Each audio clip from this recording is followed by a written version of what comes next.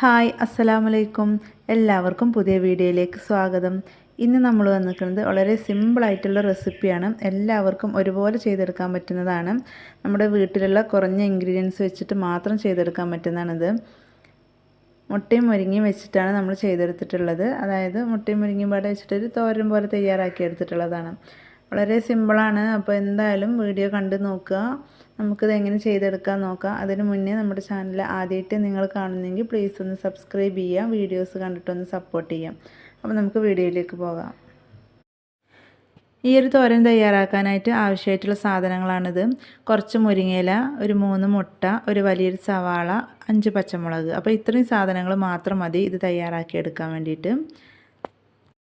ഇതൊക്കെ തന്നെ നമ്മുടെ വീട്ടിൽ കിട്ടുന്ന ഇൻഗ്രീഡിയൻസ് ആണ്. അതുകൊണ്ട് തന്നെ വളരെ പെട്ടെന്ന് തയ്യാറാക്കി എടുക്കാൻ പറ്റും.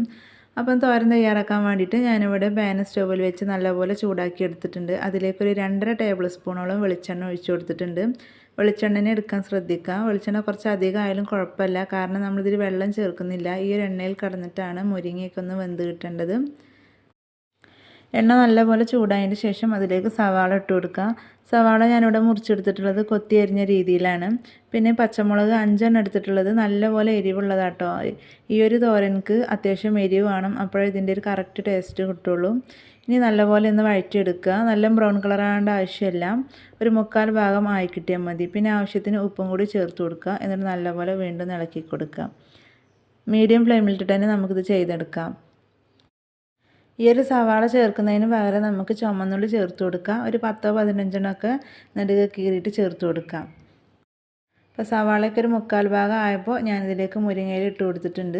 എന്നിട്ട് നല്ലപോലെ ഒന്ന് മിക്സാക്കി എടുക്കണം. ഇത് തയ്യാറാക്കാൻ മുരിങ്ങയില എടുക്കുമ്പോൾ പ്രത്യേകം ശ്രദ്ധിക്കേണ്ടത് നല്ല മൂത്ത മുരിങ്ങയില എടുക്കരുത്. മൂത്ത മുരിങ്ങയില എടുത്തിട്ടുണ്ടെങ്കിൽ ഒരു കയ്പ്പിൻ്റെ ടേസ്റ്റ് ആയിരിക്കും. നമ്മൾ എപ്പോഴും ഇളയ തൂമ്പായിട്ടുള്ള മുരിങ്ങയിലയാണ് ഇതിലേക്ക് എടുക്കേണ്ടത്. ഇതൊന്ന് വാടി വന്നപ്പോഴത്തേനും ഇതിന് കണ്ടോ ചുരുങ്ങിയിട്ട് വളരെ കുറച്ചായിട്ടുണ്ട് കേട്ടോ. അപ്പോൾ നല്ലപോലെ കുക്കായിട്ടുണ്ട് ഈ ടൈമിൽ. ഇനി ഇതിലേക്ക് നമുക്ക് മുട്ട ഒഴിച്ചു കൊടുക്കാം. ഞാനിവിടെ 3 മുട്ടയാണ് ഒഴിച്ചു കൊടുക്കുന്നത്. നമ്മൾ മുരിങ്ങയിലക്ക് അനുസരിച്ച് തന്നെ മുട്ട ഒഴിച്ചു കൊടുക്കണം. ഒരുപാട് മുരിങ്ങയില എടുത്തിട്ട് അതിലേക്ക് കുറച്ച് മുട്ട ഒഴിച്ചു കൊടുക്കരുത്. നമ്മൾ ഉണ്ടാക്കുമ്പോൾ മുരിങ്ങയിലയും മുട്ടയും ഒരു രീതിയിലായി കിട്ടണം. അതായത് ഉണ്ടാക്കിയെടുക്കുമ്പോൾ 2ൻ്റെ അളവ് ഒരുപോലെ ആയി കിട്ടണം. അങ്ങനെ ഉണ്ടാക്കുമ്പോഴുള്ളൂ ഇതിന് കറക്റ്റ് ടേസ്റ്റ് കിട്ടുള്ളൂ. അല്ലാതെ കൂടുതൽ മുരിങ്ങയില അല്ലെങ്കിൽ കൂടുതൽ മുട്ട ആയിട്ടുണ്ടെങ്കിൽ നമ്മളിതിൻ്റെ ആ ഒരു കറക്റ്റ് ടേസ്റ്റ് കിട്ടില്ല. രണ്ടും ഒരുപോലെ ആയിരിക്കണം. ഇനി മുട്ട ചേർത്തിട്ട് നല്ലപോലെ ഒന്ന് ചിക്കിയെടുക്കണം. ഇതിങ്ങനെ നല്ല ഡ്രൈ ആയി കിട്ടുന്നത് വരെ നമുക്കൊന്ന് ചിക്കിയെടുക്കാം.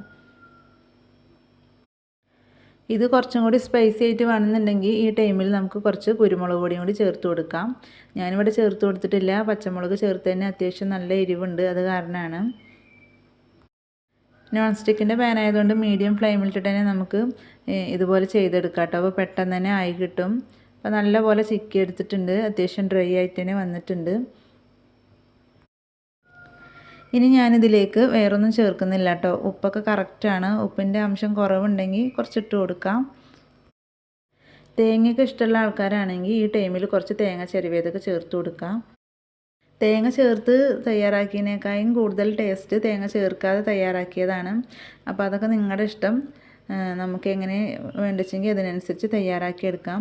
അപ്പോൾ അത് അത്രയേ ഉള്ളൂ. ഇവിടെ തോരൻ ഇവിടെ റെഡി ആയിട്ടുണ്ട്. ഇനി നമുക്ക് സെർവിങ് പ്ലേറ്റിലേക്ക് മാറ്റാം. വളരെ സിമ്പിളായിട്ട് ചെയ്തെടുക്കാൻ പറ്റുന്ന നല്ല ടേസ്റ്റി ആയിട്ടുള്ളൊരു തോരനാണ്. ഇത് നമ്മൾ ചൂടോടുകൂടെ വേണം കഴിക്കാൻ. അപ്പോൾ നമ്മുടെ എല്ലാവരുടെ വീട്ടിലും കിട്ടുന്ന ഇൻഗ്രീഡിയൻസ് ആണ്. തീർച്ചയായും ഇതുപോലെ ഒന്ന് ട്രൈ ചെയ്ത് നോക്കട്ടെ. എല്ലാവർക്കും ഇഷ്ടപ്പെടും. നമുക്ക് കറി വെക്കാനൊന്നും ഇല്ലാത്ത ടൈമിൽ ഇതുപോലെ ചെയ്തെടുത്താൽ മതി. വേറെ കറികളൊന്നും വേണ്ട.